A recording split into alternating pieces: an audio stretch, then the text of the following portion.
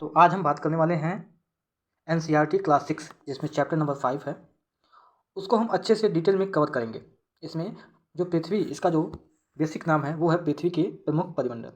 इसमें हम ये जानेंगे कि पृथ्वी पर मानव जीवन क्यों संभव है तथा पृथ्वी की कौन कौन सी ऐसी गैसें पाई जाती हैं जिससे ऐसा संभव हो सका है।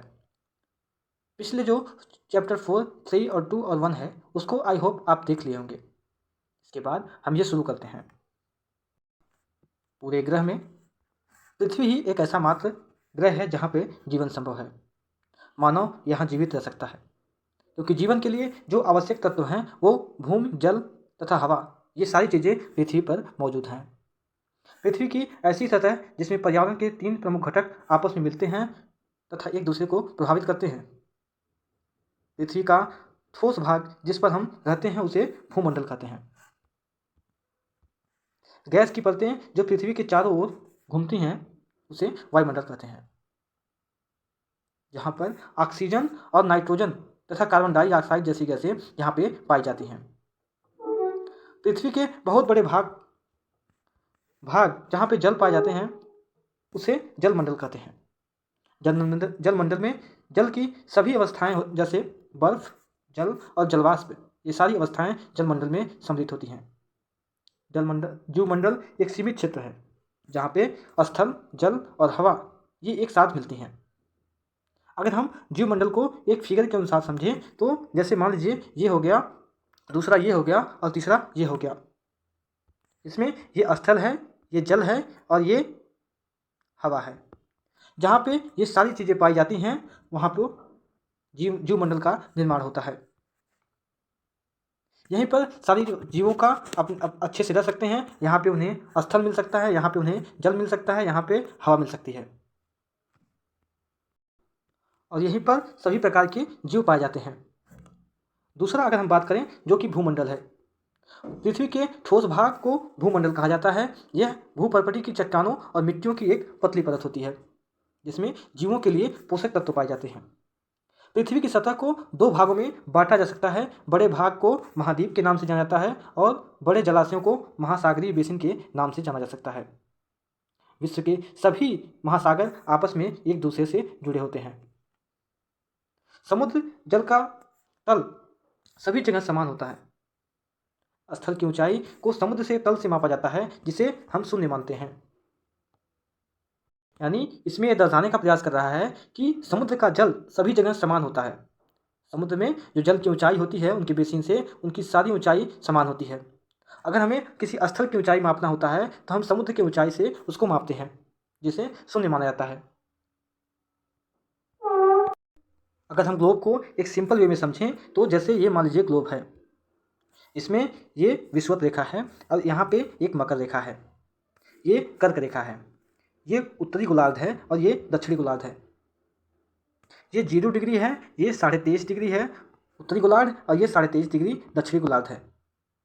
इसके ऊपर जाएंगे तो ये 66.5 डिग्री हो जाएगा, यहाँ पर भी 66.5 डिग्री हो जाएगा। यहाँ पर सारे देशों को दर्शाया गया है कि कौन से देश मकर रेखा से होकर जाते हैं और कौन से देश कर्क रेखा से होकर जाते हैं और कौन से देश विषुवत रेखा से होकर जाते हैं। इसे दर्शाने वाले पार्ट को हम इसमें देखने वाले हैं। ये हमारा प्रशांत महासागर है जो सारे महासागरों में सबसे बड़ा महासागर है। इसका जो शेप है वो गोलाकार है। यहाँ पे ऑस्ट्रेलिया महाद्वीप को दर्शाया गया है जो कि सारे महाद्वीपों में सबसे छोटा महाद्वीप है। यहाँ पे जो ये मकर रेखा है इससे होकर गुजरती है। ग्रेट सैंडी यहाँ पे एक डेजर्ट है। यहाँ पे ग्रेट डिवाइनिंग रेंज को भी दर्शाया गया है। ये हमारा न्यूजीलैंड है। ये आपका इंडो पैसिफिक एरिया है जहाँ पे भारत की भी सीमा यहाँ पे लगती है। भारत के जो तटीय इलाके हैं वो कुछ इस तरीके से हैं। यहाँ ये बंगाल की खाड़ी हो गई और ये हिंद महासागर के जो कि पाकिस्तान से होकर जाता है। यहाँ पे जो ट्रेडिंग सिस्टम होती है उसके लिए भारत के लिए जो तटीय इलाका है वो बहुत ही महत्वपूर्ण है। एशिया की बात करें तो एशिया में जो तिब्बत का पठार है और जो हिमालय है उसको भी इस मैप में दर्शाया गया है। यहाँ जो इसके पहले मैंने ग्लोब पे दिखाया है कि जो 30 डिग्री है यानी कि 23.5 डिग्री की बात किया हमने मकर रेखा, और यहाँ पे जो 23.5 डिग्री की बात किया वो कर्क रेखा, और ये हमारा विषुवत वृत्त की जो 0 डिग्री रेखा होती है वो है। ये हमारा अंटार्कटिका है। आई होप इतना क्लियर हो गया होगा। जैसा हमने पहले ही बताया कि ये मकर रेखा है, ये विषुवत रेखा है और ये कर्क रेखा है। ये तीनों रेखाएं जो अफ्रीकी देश हैं, अफ्रीकी महाद्वीप, उससे होकर गुजरती है। ये आपका सहारा डेजर्ट है और ये नील नदी है। यूरोप की बात करें तो यूरोप में बहुत सारे देश बसे हुए हैं, जिसमें आल्प्स ये सबसे बड़ी पर्वत है यूरोप की, और ये भूमध्य सागर के पास भी है। जो एटलस पर्वत है वो यहाँ पे है। अगर हम दक्षिणी महासागर की बात करूँ तो ये है। यहाँ पे आप आर्कटिक महासागर को भी आप देख सकते हो। जो अटलांटिक सागर है, जिसका शेप बिल्कुल इस शेप में होता है, इसको भी आप देख सकते हैं, बिल्कुल अटलांटिक महासागर का जो शेप है। चलते हैं आगे। ये दक्षिणी अमेरिका है, जहाँ पे ये अमेजन नदी है, जिसे दक्षिणी अमेरिका का जीवन कहा जाता है। ये जो एंडीज पर्वत है, ये बिल्कुल ही पूरे एरिया में होकर गुजरता है दक्षिणी अमेरिका के साइड में। अब हम नेक्स्ट में बात कर रहे हैं कि जो रॉकीज पर्वत है वो उत्तरी अमेरिका में स्थित है। यहाँ पे बहुत सारी झीलें, मिशिगन और जो कि कनाडा और उत्तरी अमेरिका के बीच में स्थित है, ये सारी झीलें, कई प्रकार की झीलें यहाँ पे पाई जाती हैं। यह इलाका रूस का है। ये इसमें हम दो पार्ट में देख सकते हैं कि यहाँ से जब होके ये पूरा अमेरिका है और यहाँ पे कनाडा है। जो प्रशांत महासागर की बात किया हूँ, जो कि गोल है, उसके पिछले साइड में हमने देखा कि प्रशांत महासागर उधर था, लेकिन प्रशांत महासागर का जो आकार है वो बिल्कुल गोल है। तो प्रशांत महासागर जो कि सबसे बड़ा महासागर है। तो मैप का जो एक ओवरव्यू है वो आई होप आपको मिल गया होगा। आगे इसके बारे में डिटेल से चर्चा की गई होगी। जो विश्व का सबसे ऊंचा शिखर है वो है माउंट एवरेस्ट, जिसकी ऊंचाई 8,848 मीटर मापी गई है। विश्व का जो सबसे गहरा भाग होता है वो प्रशांत महासागर के मरियाना गल्फ में है, जिसकी गहराई 11,022 मीटर है। समुद्र की गहराई पृथ्वी के सबसे ऊंचे भाग से इतनी अधिक भी हो सकती है, ऐसा क्वेश्चन कहा जा सकता है। अगर हम महाद्वीप की बात करें तो उसमें पृथ्वी पर प्रमुख रूप से 7 महाद्वीप हैं। ये विस्तृत जलराशि के द्वारा एक दूसरे से अलग होते हैं। ये महाद्वीप एशिया, यूरोप, अफ्रीका, उत्तर अमेरिका, दक्षिण अमेरिका, ऑस्ट्रेलिया और अंटार्कटिका है। विश्व के जो मानचित्र हमने आपको दिखाया है उसमें इन सारी चीज़ों को आपको दिखाने का प्रयास किया हूँ। एशिया जो है वो विश्व की सबसे बड़ा महाद्वीप है। यह पृथ्वी के कुल क्षेत्रफल के 1/3 भाग में फैला हुआ है। ये महाद्वीप पूर्वी गोलार्ध में स्थित है। ये कर्क रेखा से महाद्वीप से होकर गुजरती है। जो कर्क रेखा है वो इसी महाद्वीप से होकर गुजरती है। एशिया के पश्चिम में यूराल पर्वत है, जो कि इसे यूरोप से अलग करता है। यूरोप एवं एशिया के संयुक्त भूभाग को यूरेशिया कहा जाता है, जिसे यूरोप और एशिया का योग कहा जाता है। जिसमें ये रूस है। रूस जो है ये यूरोप और एशिया दोनों में आता है, इसलिए उसके भूभाग को यूरेशिया नाम दिया जाता है। चलते हैं आगे। दूसरा जो मेरा है वो है यूरोप। दूसरा है यूरोप। यूरोप एशिया से बहुत छोटा है। ये महाद्वीप एशिया के पश्चिम में स्थित है। आर्कटिक वृत्त जो इससे होकर गुजरता है, ये 3 तरफ से जल से घिरा होता है। विश्व के मानचित्र को जब आपको दिखाया है उसमें यूरोप का हमने जिक्र किया है। यूरोप जो है वो तीनों ओर से पानी से घिरा हुआ है। अगर हम अफ्रीका की बात करें तो ये एशिया के बाद विश्व का दूसरा सबसे बड़ा महाद्वीप है। जो विषुवत वृत्त का ये 0 डिग्री होता है, इस महाद्वीप के लगभग मध्य से होकर गुजरता है, यहाँ से ऐसे। अफ्रीका का बहुत बड़ा भाग उत्तरी गोलार्ध में स्थित है। इससे होकर के कर्क और मकर और विषुवत तीनों रेखाएं इस भूभाग से होकर गुजरता है। सहारा का रेगिस्तान विश्व का सबसे बड़ा गर्म रेगिस्तान है, जो कि अफ्रीका में ही स्थित है। यह महाद्वीप चारों तरफ से समुद्र और महासागरों से घिरा हुआ है। हमने जो मानचित्र आया है उसमें आपको दिखाने का भी प्रयास किया है कि जो अफ्रीका है उसमें जो तीनों रेखाएं होती हैं, कर्क, विषुवत और मकर, ये तीनों रेखाएं अफ्रीका से होकर गुजरती हैं। विश्व की जो सबसे लंबी नदी है वो है नील नदी, वो अफ्रीका से होकर के ही गुजरती है। जो उत्तरी अमेरिका है यह विश्व का तीसरा सबसे बड़ा महाद्वीप है। ये दक्षिण अमेरिका से एक सक्रिय स्थल से जुड़ा होता है जिसे पनामा की जल संधि कहा जाता है। ये मान लीजिए मैं आपको दिखाने का प्रयास कर रहा हूँ कि ये कैसे है। ये मान लीजिए उत्तरी अमेरिका है, ये दक्षिण अमेरिका है। जो पनामा जल संधि की बात इसने कर रहा है वो ये है, जो कि एक सक्रिय नलिका के रूप में ये एक दूसरे से जुड़े होते हैं। अब आते हैं टॉपिक पे। जो उत्तरी अमेरिकी महाद्वीप है वो पूरी तरह से उत्तर और पश्चिम गोलार्ध में स्थित है। ये महाद्वीप तीनों महासागरों से घिरा है। इस महासागर जो तीनों महासागर से घिरा है, आपको इसे कमेंट में आपको बताना है कि ये महासागर कौन कौन से हैं। अब चलते हैं दक्षिण अमेरिका की तरफ। दक्षिण अमेरिका अधिकांश भाग दक्षिणी गोलार्ध में इसका स्थित है। इसे पूर्व एवं पश्चिम में कौन से दो महासागर हैं स्थित है, इसको आपको भी कमेंट में बताना है। जो विश्व की सबसे लंबी पर्वत श्रृंखला है एंडीज, वो इसके उत्तर से दक्षिण में इस तरीके से फैली होती है।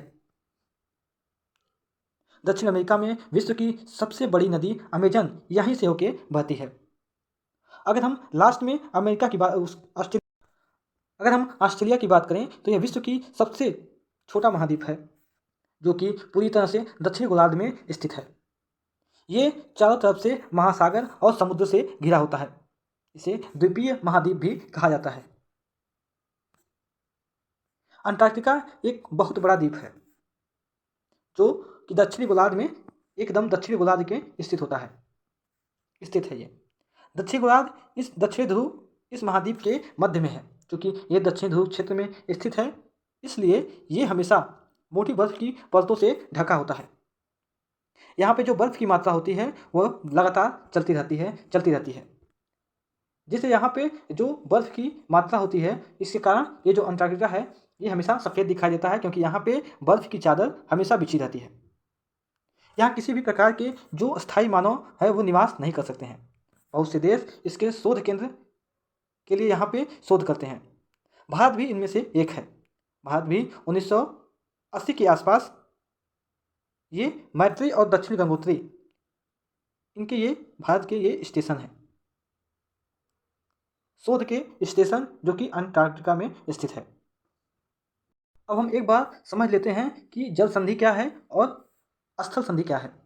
पानी का जल संधि की अगर बात करें तो पानी का एक सकरा भाग होता है जो दो बड़ी जलाशय जैसे समुद्र और महासागर को एक दूसरे से जोड़ता है, उसे जल संधि कहते हैं। अगर हम इसकी एग्जाम्पल की बात करें तो जो भारत और श्रीलंका के बीच स्थित है वो है जल संधि, ये वाला एरिया। एक बार फिर से सुन लो।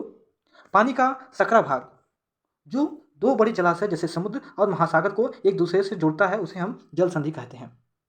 अगर हम स्थल संधि की बात करें तो जो ये वाला एरिया है जो कि उत्तरी अमेरिका और दक्षिणी अमेरिका को अलग करता है, यानी कि दो भूखंडों को, दो बड़े स्थलीय भागों को जो अलग करता है उसे जो दो स्थलीय खंडों को एक दूसरे से जोड़ता है उसे हम स्थल जनसंधि कहते हैं। ठीक है, चलते हैं आगे। एक बार फिर से सुन लीजिए। स्थल संधि की बात करते हैं तो वो एक बार इसका आपको अच्छे से समझ में आ जाएगा, तो स्थल जनसंधि और जल संधि में आपको कंफ्यूजन नहीं होगी। जैसे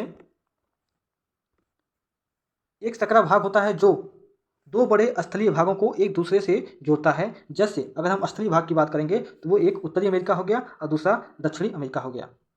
इनको जो जोड़ने का काम कर रहा है वो है स्थल जनसंधि।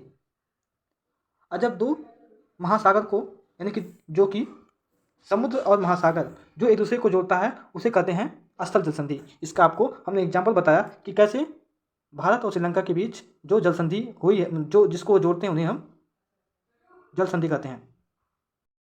हम जल संधि की बात करें तो पृथ्वी को नीला ग्रह इसलिए कहा जाता है क्योंकि पृथ्वी पर 3 भाग पानी है और 1 भाग भूभाग है। पृथ्वी के 71% भाग पर जल और 29% भाग पर स्थल है। जल में जल के सभी रूप उपस्थित हैं, जिसमें हम महासागर को काउंट करेंगे, नदियों को भी काउंट करेंगे, झील, हिम नदियाँ और भूमिगत जल, वायुमंडल, इनफैक्ट जलवाष्प को भी इसमें सम्मिलित किया जाता है।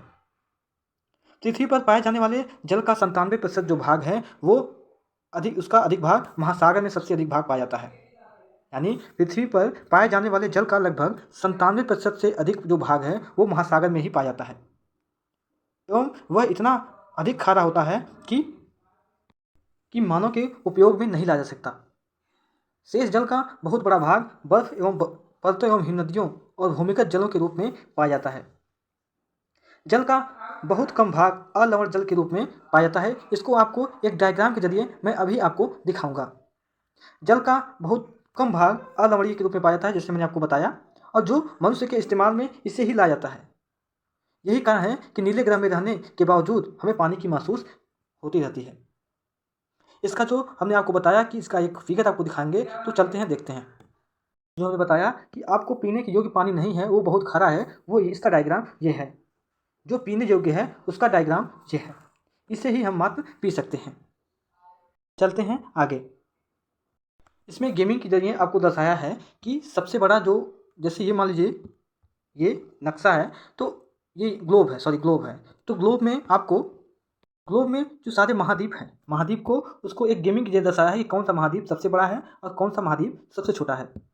महाद्वीप में जैसे एशिया है वो सबसे बड़ा महाद्वीप है, उसके बाद अफ्रीका को कर सकते हैं, उत्तर अमेरिका, दक्षिण अमेरिका, इस तरह से इसको दर्शाया है। और इसको आप ये भी कर सकते हैं कि जो मानचित्र में जिस तरह से देशों को दर्शाया गया कि ये देश किस पोजीशन पे हैं, उसको भी ये दर्शाया है कि जैसे ये उत्तर अमेरिका यहाँ पे है, यहाँ पे दक्षिण अमेरिका है, ये अफ्रीका है, यहाँ पे यूरोप है और ये एशिया है। ऑस्ट्रेलिया की जगह की बात करें तो ऑस्ट्रेलिया यहाँ पे है। अगर हम अंटार्कटिका की बात करें तो जो अंटार्कटिका है वो यहाँ पे है। ठीक है, चलते हैं आगे। यहाँ पे ये कहा है कि सबसे बड़े महाद्वीप का नाम क्या है। आपको कमेंट में से बताना है कि महाद्वीप का जो सबसे बड़ा महाद्वीप है वो कौन सा है। आपको ये भी बताना है कि यूरोप बड़ा है या ऑस्ट्रेलिया, कमेंट में आपको जरूर बताना है। चलते हैं आगे। अगर हम महासागर की बात करें तो महासागर जल के मुख्य भाग हैं। ये आपस में एक दूसरे से जुड़े होते हैं। आपको पता है महासागर जो है पूरे ग्लोब का, यानी कि पूरे ब्रह्मांड और पूरे विश्व का लगभग 70%, 71% जो भाग है वो महासागर है। 29% भाग पर भूभाग है। महासागर हमेशा गतिशील रहता है। इसकी तरंगे, ज्वार भाटा और जो महासागरीय धाराएं हैं, साथ में ये जो तीन गतिविधियां इनकी, तरंगे, ज्वार भाटा और महासागरीय धाराएं, ये लगातार महासागर में चलती रहती हैं, जिससे इसे गतिशील माना जाता है। बड़े से और छोटे आधार पर, यानी कि बड़े और छोटे दोनों आधार पर इसे 5 महासागर के रूप में काउंट किया गया है। यानी आप कहेंगे कि पृथ्वी पर 5 महासागर हैं। सबसे बड़े महासागर की बात करें तो वो है प्रशांत महासागर। उसके बाद अटलांटिक महासागर आता है और हिंद महासागर, फिर दक्षिणी महासागर और लास्ट में आर्कटिक महासागर की बात करते हैं। सबसे बड़े महासागर में प्रशांत महासागर ही आता है। चलते हैं आगे। जो प्रशांत महासागर है ये सबसे बड़ा महासागर है, इसको हमने आपको पहले ही बता दिया है। ये पृथ्वी के 1/3 भाग में फैला होता है। पृथ्वी का सबसे जो गहरा भाग मरियाना गंठ है, जिसकी जो गहराई है वो 11,022 मीटर है। मीटर, केएम नहीं, मीटर। वो प्रशांत महासागर में ही स्थित है। प्रशांत महासागर के आकार की बात करें तो उसका आकार वृत्ताकार होता है। एशिया, ऑस्ट्रेलिया और उत्तर और दक्षिण अमेरिका के चारों तरफ ये महासागर फैला हुआ है। आपको हमने जो मैपिंग पीछे दिखाया है उसमें हमने आपको दिखाया है कि जो प्रशांत महासागर है वो किस तरीके से इस तरह से फैला हुआ है। यहाँ भी फैला है, यहाँ भी फैला है, यहाँ भी है, यहाँ भी है। इसका जो आकार है वो वृत्ताकार है। अगर हम अटलांटिक महासागर की बात करें तो इसका जो शेप है वो इस तरीके से है, अंग्रेजी भाषा यस की तरह है। ये दूसरा सबसे बड़ा महासागर है प्रशांत महासागर के बाद। इसके पश्चिमी किनारे पर उत्तरी और दक्षिणी अमेरिका है। इसके पूर्वी किनारे पर यूरोप और अफ्रीका और अटलांटिक महासागर की तटरेखा बहुत अधिक दंतुरित है। यहाँ बहुत से बंदरगाह भी पाए जाते हैं, जिससे यहाँ पे पोताश्रय और पत्तनों के रखने की एक आदर्श स्थिति को के रूप में देखा जाता है। व्यापार के दृष्टि से ये सबसे व्यस्त महासागरों में से एक है और ये सबसे व्यस्त महासागर भी है व्यापार की दृष्टि से अगर देखा जाए। हिंद महासागर एक ऐसी महासागर है जिसका नाम किसी देश के, यानी कि किसी देश यानी भारत के नाम पे रखा गया है। ये महासागर, इसका आकार त्रिभुजाकार होता है। इसके उत्तर में एशिया, पश्चिम में अफ्रीका और पूर्व में ऑस्ट्रेलिया स्थित है। अगर दक्षिण महासागर अंटार्कटिका महाद्वीप को चारों ओर से घेरे रहता है। यह अंटार्कटिका महाद्वीप से उत्तर की ओर 60 डिग्री दक्षिणी अक्षांश तक फैला हुआ है। आर्कटिक महासागर उत्तरी ध्रुव के वृत्त में स्थित है। अगर ये ग्लोब है तो इसका जो उत्तरी ध्रुव है वो यह पे है, यहाँ पे दक्षिणी ध्रुव है। तो आर्कटिक जो महासागर है वो उत्तरी ध्रुव पर स्थित है। ये उत्तरी ध्रुव के चारों ओर इस तरीके से फैला हुआ है। यह प्रशांत महासागर के छिछले वाले जल वाले एक सक्रिय भाग से जुड़ा होता है, जिसे हम बोरिंग जल संधि के नाम से भी जाना जाता है। ये उत्तरी अमेरिका के उत्तरी तट और यूरेशिया से घिरा हुआ था। यूरेशिया का मतलब हमने आपको साफ किया था कि जिसमें यूरोप और एशिया दोनों आते हैं, जैसे कि रूस। इस तरह से हमने पांचों महासागर और सारे महाद्वीपों को भी समझ लिया है। हमें ये पूरा आशा है कि आपको भी अच्छे से समझ में आया होगा। अब हम चलते हैं आगे। हम बात करने वाले हैं वायुमंडल की। हमारी पृथ्वी चारों ओर से गैस की एक परत से घिरी हुई है, जिसे हम वायुमंडल कहते हैं। वायु की एक पतली परत इस ग्रह का महत्वपूर्ण अटूट भाग है, जो हमें सांस लेने के लिए वायु प्रदान करती है। कुछ ऐसे हानिकारक एलिमेंट हैं, यानी कि किरणें हैं, जो सूर्य से हमारे वायुमंडल हमारे पृथ्वी पे आती हैं, उनसे भी ये बचाते हैं। अगर हम वायुमंडल के भागों की बात करें तो ये 5 प्रकार से होते हैं, जिसमें पहला है क्षोभमंडल, दूसरा है समताप, तीसरा मध्यमंडल, चौथा आयनमंडल और पांचवा बहिर्मंडल है। इन मंडलों के बारे में हम आगे डिटेल से चर्चा करेंगे। चलते हैं आगे। जो वायुमंडल है वो 1600 किलोमीटर की ऊंचाई तक फैला हुआ है। वायुमंडल को उसके घटकों, तापमानों तथा अन्य के आधार पर 5 भागों में, जैसा मैंने पहले भी बताया आपको इंडिकेशन के माध्यम से, कि 5 भागों में इसे बांटा गया है। क्षोभ मंडल, समताप मंडल, मध्यमंडल, आयन मंडल और लास्ट का बहिर्मंडल। नीचे वायुमंडल के जो प्रकार हैं उनके बारे में कुछ ज़्यादा डिटेल दिया नहीं है, लेकिन इन वायुमंडल के प्रकारों के बारे में हम आपको एक थोड़ा ओवरव्यू देना चाहते हैं। जैसे क्षोभ मंडल है। क्षोभ मंडल हमारी पृथ्वी से 13 किलोमीटर की ऊंचाई पर पाया जाता है। यहाँ पे वर्षा, कोहरा और ओला ऐसी जो घटनाएं होती हैं वो हमारे क्षोभ मंडल में होती हैं। अगर हम समताप मंडल की बात करें तो ये हमारे पृथ्वी से 50 किलोमीटर की ऊंचाई पर होती हैं। यहाँ पे हवाई जहाज बादल संबंधी घटनाओं से मुक्त यहाँ पे होता है। यहाँ पे हवाई जहाजें चलती हैं। यहाँ जो ओजोन गैसें होती हैं, ओत्सु गैसें, इनकी परत भी यहाँ पे पाई जाती है। अगर हम थर्ड की बात करें, मध्यमंडल की बात, तो जो मध्यमंडल है वो हमारे पृथ्वी से 80 किलोमीटर की ऊंचाई पर स्थित है। यानी 80 किलोमीटर की ऊंचाई के बाद हमारा मध्यमंडल आता है। अंतरिक्ष में प्रवेश करने वाली जो उल्कापिंडें होती हैं ऊपर से, वो इसी परत में आके जल जाती हैं।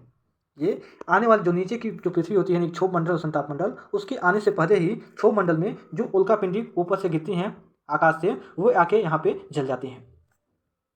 अगर हम पांचवें की बात करें, वो है आयनमंडल।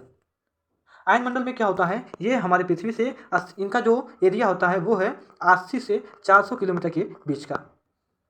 इस एरिया में रेडियो, संचार, इन सारी चीज़ों का यहाँ पे भेजा जाता है। सैटेलाइट, जो सैटेलाइट यहाँ से प्रक्षेपित की जाती है वो मध्यमंडल में ही जाती है, जहाँ की हमने पहले बताया, जहाँ की जो एरिया होती है वो 80 से 400 किलोमीटर की होती है। यहाँ पे जो रेडियो और जो संचार होते हैं, सैटेलाइट भेजे जाते हैं, वो इसी एरिया में भेजे जाते हैं। जो पाँचवें की बात करूँ तो जो पाँचवा है वो है बहिर्मंडल। बहिर्मंडल ये जो है, इस यहाँ पे हीलियम और जो अन्य जो गैसें होती हैं, हीलियम, ये सब यहाँ पे अंतरिक्ष में तैरती रहती हैं। यानी ये वायुमंडल होता है। यहाँ पे अन्य जो घटनाएं होती हैं जिसका अभी कुछ शोध नहीं किया गया है, लेकिन एक थोड़ा सा अगर हम जानने की बात करें तो यहाँ पे हीलियम और जो अन्य गैसें होती हैं ये यहाँ पे तैरती रहती हैं। ठीक है, चलते हैं आगे। अब अगर वायुमंडल मुख्य रूप से ये दो ऑक्सीजन से बना होता है। पहला ऑक्सीजन और दूसरा नाइट्रोजन। जो नाइट्रोजन की मात्रा होती है वो लगभग 78% के आसपास होती है, और ऑक्सीजन की जो मात्रा होती है वो 21% के आसपास होती है। 21% ही होती है इसमें। और जो 1% भाग होता है उसमें कार्बन डाई, आर्गन, ये सारी गैसें इसमें पाई जाती हैं। ऑक्सीजन सांस लेने के लिए मनुष्य के लिए ऑक्सीजन सबसे महत्वपूर्ण एलिमेंट है। ये हमारे सांस लेने के लिए उपयोगी है, इसी के लिए हमारा जीवन संभव है। जबकि जो नाइट्रोजन है ये प्राणियों की वृद्धि के लिए आवश्यक है। कार्बन डाइऑक्साइड ये बहुत कम मात्रा में है, लेकिन ये पृथ्वी द्वारा एक छोटी सी जो कार्बन डाइऑक्साइड की मात्रा होती है ये तो बहुत कम मात्रा में है, लेकिन ये पृथ्वी के द्वारा छोड़ी गई ऊष्मा को अवशोषित करती हैं, जिससे पृथ्वी गर्म रहता है। यह पौधों की वृद्धि के लिए आवश्यक है। कार्बन डाई जो होती है ये पृथ्वी के पौधों की वृद्धि के लिए आवश्यक है। ऊंचाई के साथ वायुमंडल के घनत्व में भिन्नता पाई जाती है। ये समुद्र घनत्व समुद्री तल पर सबसे अधिक होता है। जैसे हम ऊपर की ओर जाते हैं वैसे वैसे यह घटता जाता है। पहाड़ों पर पर्वतारोहियों को हवा के घनत्व की कमी होने के कारण सांस लेने में कठिनाइयाँ हो जाती हैं। इसमें कहने का मतलब यह है कि जैसे जैसे हम पृथ्वी से ऊपर की ओर जाते हैं हमें सांस लेने में अधिक कठिनाइयाँ होती हैं। आपने देखा होगा कि कोई व्यक्ति जब ट्रेवल करता है और वो अधिक ऊंचाई पर पहुंच जाता है तो उसे सांस यानी ब्रीदिंग लेने में उसे दिक्कत होने लगती है। ऊंचाई के साथ ऊंचाई पर सांस लेने के लिए उन्हें ऑक्सीजन सिलेंडर लेकर जाना पड़ता है। आपने कभी हिमालय ट्रैकिंग में आपने देखा होगा कि जो व्यक्ति हिमालय पर चढ़ता है उसके पास ऑक्सीजन सिलेंडर भी मौजूद रहता है, जिससे उसे जब भी सांस लेने में कठिनाइयाँ हो उन्हें ऑक्सीजन सिलेंडर का यूज कर सकता है, जिससे वे अपनी जान को भी बचा सकता है और अपनी जो ट्रैकिंग है और साइकिलिंग है उसको भी यूज कर सकता है। जैसे जैसे हम ऊपर की ओर जाते हैं हमारा तापमान भी घटने लगता है। वायुमंडल पृथ्वी पर दबाव डालता है और वह एक स्थान से दूसरे स्थान पर अलग अलग होता रहता है। कुछ क्षेत्रों में बहुत अधिक दाब महसूस होता है जबकि कुछ क्षेत्रों में बहुत कम। वायु उच्च दाब से निम्न दाब की ओर बहती है। जैसा हमने आपको बताया कि ये मान लीजिए भारत का नक्शा है तो जब वायु का इंडिकेशन होगा जहाँ पे दाब अधिक होगा और जहाँ पे यानी कि दाब की मात्रा अधिक हो और जहाँ पे दाब की मात्रा कम हो, जो वायु बहेगा वो अधिक दाब वाले से कम दाब की वाले एरिया की ओर बहेगा। जो गतिशील वायु होती है उसे ही पवन कहा जाता है, यानी जिसकी वायु जो है वो जो वायु गतिशील मात्रा में चलती रहती है उसे हम पवन कहते हैं। चलते हैं आगे। जैसा हमने ऊपर जीवमंडल के बारे में चर्चा किया था कि जहाँ पे वायु भी हो, जहाँ पे स्थल भी हो और जहाँ पे पानी भी हो, वहीं पर जीवों का रहना संभव हो पाता है। इस फिगर में आपको दिख रहा होगा कि किस तरह से ये वायुमंडल है, जहाँ पे ये बारिश हो रही है इन बादलों के द्वारा। ये बारिश कहाँ जा रही है? पर्वतों पर जा रही है। वहाँ से बहते हुए ये सीधा स्थल की ओर आ रही है और एक नदी और या तालाब के निर्माण कर रही है। यहाँ पे लोग मौजूद हैं जिन्हें हम स्थल मंडल कहते हैं, और ये है जलमंडल, ये है वायुमंडल। इन तीनों के कॉम्बिनेशन से हमारा जीवमंडल का निर्माण होता है, जहाँ पे वायुमंडल, जलमंडल और स्थल मंडल इन तीनों प्रक्रियाएं एक साथ मिल जाती हैं। वहीं पर जो हमारे जीव हैं जैसे हाथी, मनुष्य, भैंस यहाँ पे दर्शाया गया है, ये सारी का इन सारे लोगों का जीवन संभव है। चलते हैं आगे। अगर हम जीवमंडल की बात करें तो जीवमंडल स्थल, जल और हवा के बीच एक सीमित भाग होता है। जैसे ये है हमारा जीवमंडल, उसमें स्थल मंडल भी मौजूद, स्थल भाग भी मौजूद रहेगा। जैसे हमने आपको ऊपर फिगर में दिखाया कि जहाँ पे स्थल, हवा और जल ये तीनों जो है इन तीनों का कॉम्बिनेशन हो वहीं जीवमंडल का निर्माण होता है। यह वह भाग होता है जहाँ पे जीवन मौजूद है। यहाँ जीवों की बहुत सी प्रजातियाँ भी पाई जाती हैं, जो कि सूक्ष्म जीवों तथा बैक्टीरियों से लेके बड़े बड़े स्तनधारी ये इसी जीवमंडल में रहते हैं। यहाँ पे बैक्टीरिया, सूक्ष्म जीव और बड़े बड़े जैसे स्तनधारी जैसे लॉयन, एलिफेंट और अन्य प्रकार के जो बड़े बड़े स्तनधारी जीव हैं वे इसी एरिया में होते हैं। मनुष्य सहित सभी प्राणी जीवित रहने के लिए एक दूसरे तथा जीवमंडल से जुड़े होते हैं। जीवमंडल के प्राणियों को मुख्यतः दो भाग, एक जंतु जगत और दूसरा पादप जगत के रूप में विभक्त किया जाता है। पृथ्वी के ये तीनों परिमंडल आपस में परस्पर क्रिया करके एक दूसरे से किसी न किसी रूप में प्रभावित होते रहते हैं। अगर हम एग्जाम्पल की बात करें तो जैसे लकड़ी खेती के लिए वनों को काटा जाए, यदि हम लकड़ी के लिए वनों को काट दिया जाए तो जो ढलुआ भाग पर मिट्टी होती है उनका कटाव होने लगता है। इस प्रकार प्राकृतिक आपदाएं, भूकंप से जो प्राकृतिक आपदाएं होती हैं जैसे भूकंप, इन सब से पृथ्वी की सतह में परिवर्तन हो जाता है। अगर हम हाल की बात करें तो सुनामी के कारण अंडमान निकोबार द्वीप समूह के कुछ भाग जो होते हैं, जो अंडमान निकोबार के कुछ भाग हैं, वे पानी में डूब गए। झीलों और नदियाँ इन सब चीज़ों से प्रदूषित होने लगती हैं। यानी झीलों और नदियों में प्रदूषित पदार्थ के प्रवाहित होने से जल जो मानव इस्तेमाल करते हैं उनके इस्तेमाल लायक नहीं बचता है।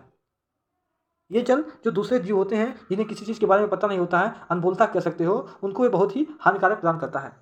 अगर हम सिंपल एग्जाम्पल की बात करें तो जैसे ये नदी में पानी बह रहा है, यहाँ पे इंडस्ट्री के कचरा इसमें बहा, यहाँ आवासीय बस्ती के लोग यहाँ रहते हैं, रहते हैं। यहाँ पे मान लीजिए एक बकरी आती है और यहाँ पे इंडस्ट्रियल का पानी, यहाँ पे पानी जो है खराब, जो प्रदूषित जल है उसको नदी में मिला दिया गया।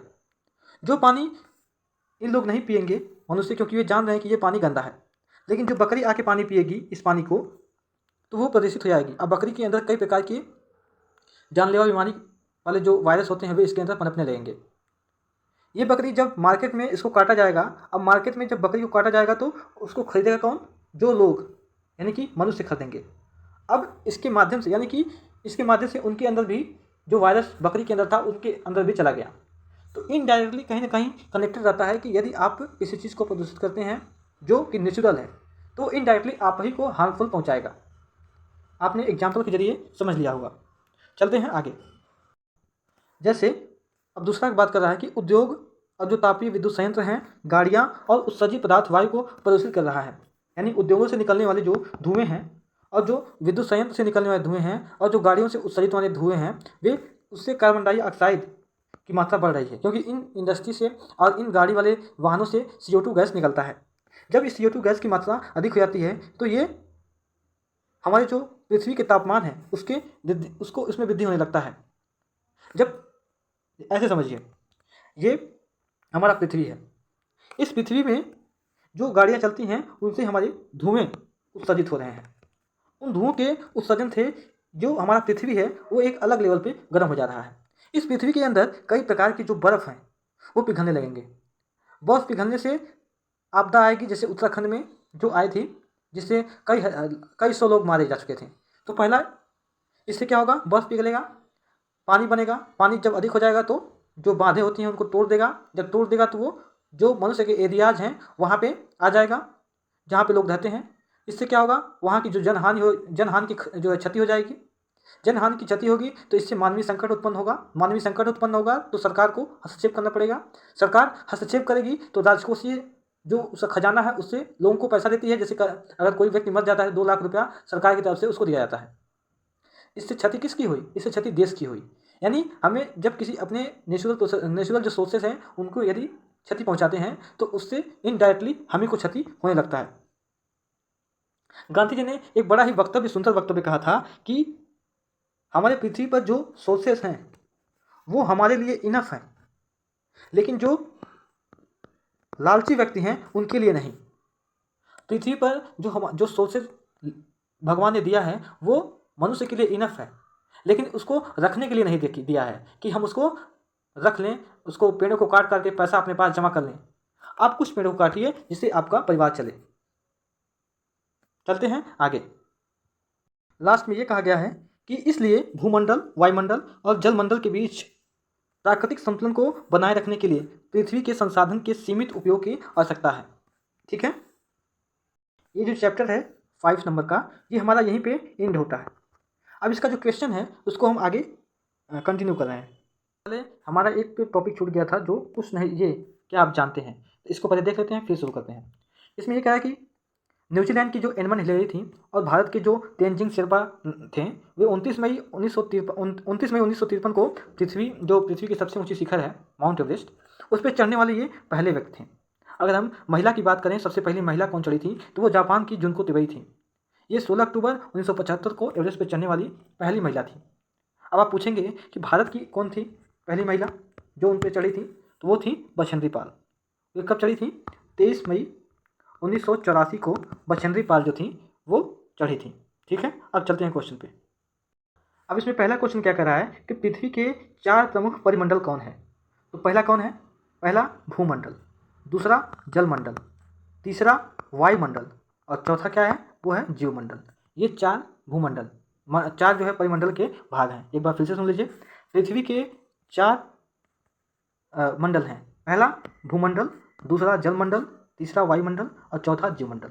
ठीक है, अगर दूसरे क्वेश्चन पे आते हैं तो ये कह रहा है कि पृथ्वी के प्रमुख महाद्वीप कौन से हैं? तो पृथ्वी पे कितने हैं? 7 महाद्वीप हैं। कौन कौन से? एशिया, यूरोप, अफ्रीका, उत्तर अमेरिका, दक्षिणी अमेरिका, ऑस्ट्रेलिया और लास्ट का क्या है? अंटार्कटिका। ठीक है, तीसरा क्वेश्चन क्या कह रहा है?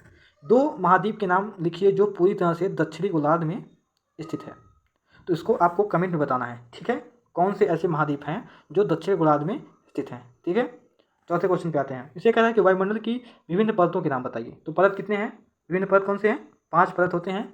जैसे पहला हो गया क्षोभ, दूसरा समताप, तीसरा मध्यमंडल और चौथा आयनमंडल और लास्ट क्या है, बहिर्मंडल। ठीक है, 5 परतें होती हैं वायुमंडल की। ठीक है, अब अगर हम पाँचवें की बात करें तो पृथ्वी को नीला ग्रह क्यों कहते हैं।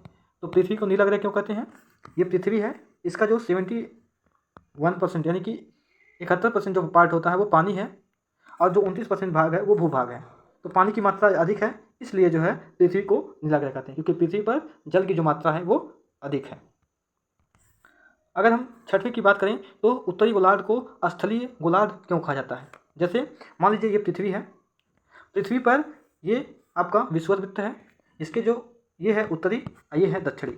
आप देखेंगे कि जो हमारे जो भूभाग एरियाज हैं, जैसे एशिया यहाँ पे है, यहाँ पे उत्तरी अमेरिका, दक्षिण अमेरिका है, यहाँ पे उत्तर अमेरिका है, यहाँ पे यूरोप है, यानी कि जो भूभाग एरियाज हैं वो उत्तरी अमेरिका, उत्तरी जो गोलार्ध है उसमें ज़्यादा है। इसलिए हम कह सकते हैं कि जो स्थलीय गोलार्ध इसलिए कहा जाता है क्योंकि वहाँ पे भूभाग की मात्रा अधिक है, वहाँ पे लोग अधिक रहते हैं, जनसंख्या भी उत्तरी गोलार्ध में ही अधिक है, इसलिए उत्तरी गोलार्ध को क्या कहते हैं, स्थलीय गोलार्ध कहते हैं। क्लियर है ना। अब चलते हैं लास्ट के क्वेश्चन पे। जीवित प्राणियों के लिए जीवमंडल क्यों महत्वपूर्ण है। आपको ये पता है कि एक व्यक्ति को जीवित रहने के लिए क्या आवश्यकता है। तो एक व्यक्ति को जीवित रहने के लिए जल की आवश्यकता होगी, उसको हवा की भी आवश्यकता होगी और उसको रहने के लिए आवास की भी आवश्यकता होगी। ये सारी चीज़ें जहाँ पे मिलती हैं उसी को कहते हैं क्या, वहाँ पे लोग रह सकते हैं। इसलिए जीवित प्राणियों के लिए जीवमंडल आवश्यक है। जीवमंडल में तीनों चीज़ें आती हैं, कौन कौन, यहाँ पे हवा, यहाँ जल और यहाँ पे पानी। तीनों चीज़ें जहाँ पे रहेंगी वहीं पे रहना संभव होगा और इसी को जीवमंडल भी कहा जाता है। ठीक है, जीवमंडल इसी को कहा जाता है। क्लियर है ना। चलते हैं मल्टीपल क्वेश्चन पे। इसमें कह रहा है कि कौन सी पर्वत श्रृंखला एशिया एवं यूरोप को अलग करती है। तो जो यूराल है वो एशिया और यूरोप को अलग करती है। ठीक है, दूसरा क्वेश्चन क्या कह रहा है कि उत्तर अमेरिका और दक्षिण अमेरिका से कैसे जुड़ा है। तो कैसे जुड़ा है, आपने बताया स्थल जल संधि से जुड़ा हुआ है। यहाँ पे उत्तर अमेरिका और यहाँ पे दक्षिण अमेरिका, यहाँ जो एक संधि है उसी के माध्यम से जुड़ा हुआ है, इसी को पनामा संधि भी कहते हैं। ठीक है, ये स्थल जल संधि होगा। क्लियर है ना। जो तीसरा क्वेश्चन है वो क्या कह रहा है, वायुमंडल में किस गैस का प्रतिशत सर्वाधिक होता है। तो ऑब्वियस सी बात है, नाइट्रोजन की जो प्रतिशत है N2 की वो 78% है और जो ऑक्सीजन की है वो क्या है 21% है। ठीक है, तो नाइट्रोजन की जो मात्रा होगी वो अधिक होगी। चौथी की बात करें तो पृथ्वी का कौन सा भाग ठोस चट्टान का बना होता है। तो जो थल यानी कि जहाँ पे हम लोग रहते हैं वहाँ पे कई प्रकार के पत्थर, पर्वत, पठार, ये सारी चीज़ें पाई जाती हैं। तो हम ये कह सकते हैं कि जो ठोस चट्टान जिससे बना होता है वो है थल मंडल, जहाँ पे हम लोग रहते हैं। ठीक है, अब लास्ट का जो है सबसे बड़ा महाद्वीप कौन सा है। तो सबसे बड़ा महाद्वीप कौन सा है, एशिया महाद्वीप। ठीक है ना। अब चलते हैं आगे। ये आपको खाली स्थान है, इसको आपको ज्ञात करना है। जैसे पहला कह रहा है कि पृथ्वी का सबसे गहरा भाग कौन सा है। सबसे गहरा भाग कौन सा है, मरियाना गर्त। मरियाना गर्त, इसकी गहराई कितनी है, 11,022 मीटर। ठीक है, दूसरा क्वेश्चन क्या कह रहा है, कह रहा है कि खाली स्थान महासागर का नाम एक देश के नाम पे रखा गया है। तो किस महासागर का, हिंद महासागर का जो नाम है, हिंद महासागर का नाम वो भारत के नाम पे रखा गया है। ठीक है, हिंद महासागर। तीसरा क्वेश्चन क्या है, कह रहा है खाली स्थान स्थल, जल और हवा का एक सीमित भाग है जो जीवन के लिए आवश्यक है। तो हमने बताया जो जीवमंडल होता है उसमें जल की आवश्यकता होगी, उसमें पानी की आवश्यकता होगी, उसमें हवा की आवश्यकता होगी, तो उसको हम कहते हैं जीवमंडल। तो यहाँ पे आप देखेंगे जो जीवमंडल है उसमें इन सारी चीज़ों की आवश्यकता होगी। ठीक है, अब चलते हैं आगे। चौथा क्वेश्चन कह रहा है कि यूरोप एवं एशिया महाद्वीप को एक साथ क्या कहा जाता है। यूरोप और एशिया को क्या कहा जाता है, यूरेशिया। ठीक है, उसे यूरेशिया कहा जाता है। और जो यूरेशिया है इसको, इसका एग्जाम्पल क्या है, इसका एग्जाम्पल रूस है। ठीक है, रूस जो है यूरोप और एशिया दोनों में पाया जाता है। अब जो लास्ट का क्वेश्चन है वो है कि पृथ्वी पर सबसे ऊंचा पर्वत शिखर कौन है। तो आपको पता ही होगा माउंट एवरेस्ट। ठीक है, हो गया। तो इस तरह से हमने आपका ये क्वेश्चन भी करवा दिया, मल्टीपल क्वेश्चन, और जो रिक्त स्थान वाला क्वेश्चन होता है, और साथ में हमने आपका जो उत्तर संक्षेप वाला क्वेश्चन है ये वाला, इसको भी हमने आपका करवा लिया। इस तरह से ये जो आपका चैप्टर 5 है ये आपका कंप्लीट होता है। Thank you very much.